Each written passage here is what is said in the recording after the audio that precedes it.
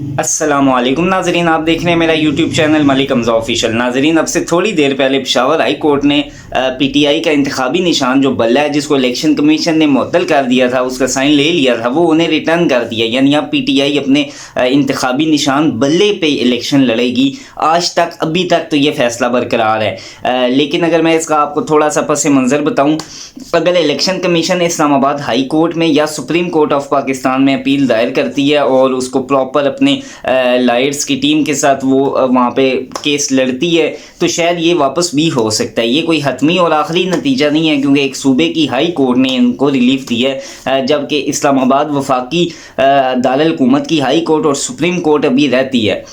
लेकिन असूलन तो election commission को मेरा नहीं ख्याल कि दरख्वास्त दायर करनी चाहिए इनके ख़िलाफ़ कि इनका निशान लिया जाए, क्योंकि आपने मुअत्तल किया है हाई कोर्ट ने, पेशावर हाई कोर्ट ने जो है उसे आपका फ़ैसला मुअत्तल कर दिया है। तो अब पीटीआई अपने निशान पे इलेक्शन लड़नी चाहिए, आपको इतना इशू नहीं करना चाहिए, बल्कि दूसरे बहुत से मामला हैं इलेक्शन के हवाले से, आपको उन पे तवज्जो देनी चाहिए। इलेक्शन कमीशन ऑफ पाकिस्तान के पास हज़ारों किस्म के मसाइल मौजूद हैं। यानी ये वही बात है, पाकिस्तान में अगर 100 केस लगे हुए हैं तो पिछले केस छोड़ के अगले केस को पकड़ लेते हैं। तो इलेक्शन कमीशन के बहुत सारे मसले मसाइल इलेक्शंस के हवाले से पाकिस्तान में मौजूद हैं। तो आप जो है उन पे तवज्जो दें, ना कि पीटीआई का साइन बैठ लेने पे आप तवज्जो दें और दिन रात आप अपीलें दायर करें हाई कोर्ट में, सुप्रीम कोर्ट में।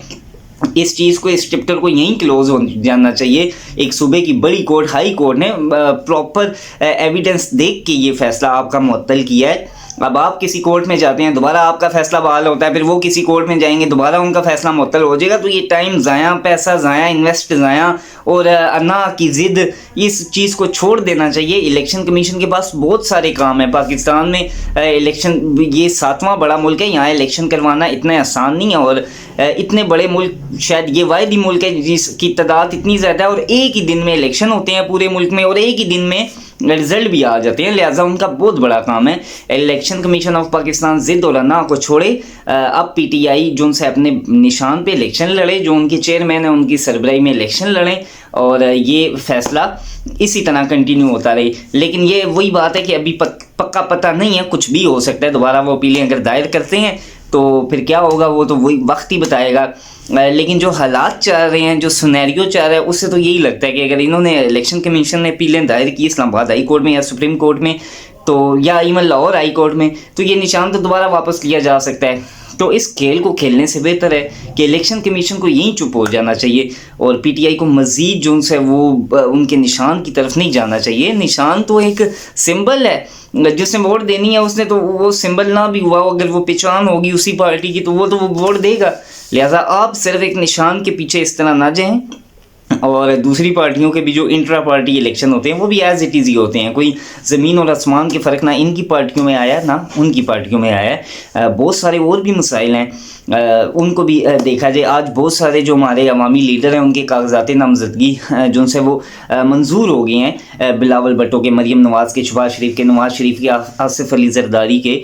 तो अब वो इंशाल्लाह इलेक्शन लड़ने की भरपूर तैयारियाँ। 8 तारीख अब कोई दूर नहीं है।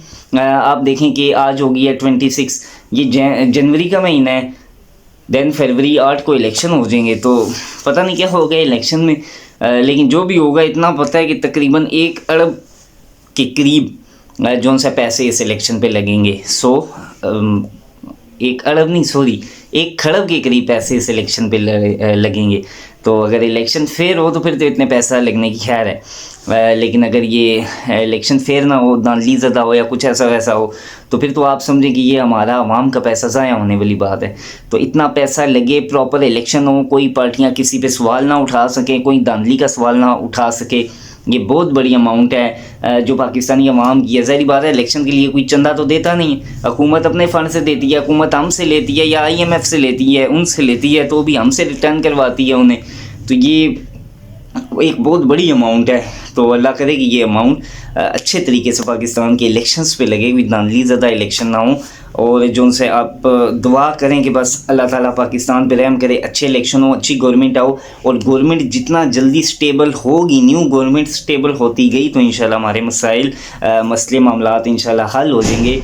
हालांकि शुरू के चंद माहों में भी मुश्किल होती है, पर अल्लाह ताला खैर करेंगे। आपसे दुआ है कि पाकिस्तान के लिए दुआ किया करें, दरख्वास्त है कि दुआ किया करें। मेरे चैनल को लाइक और सब्सक्राइब कर दें। पाकिस्तान जिंदाबाद। खुदा हाफिज़। बहुत खुश।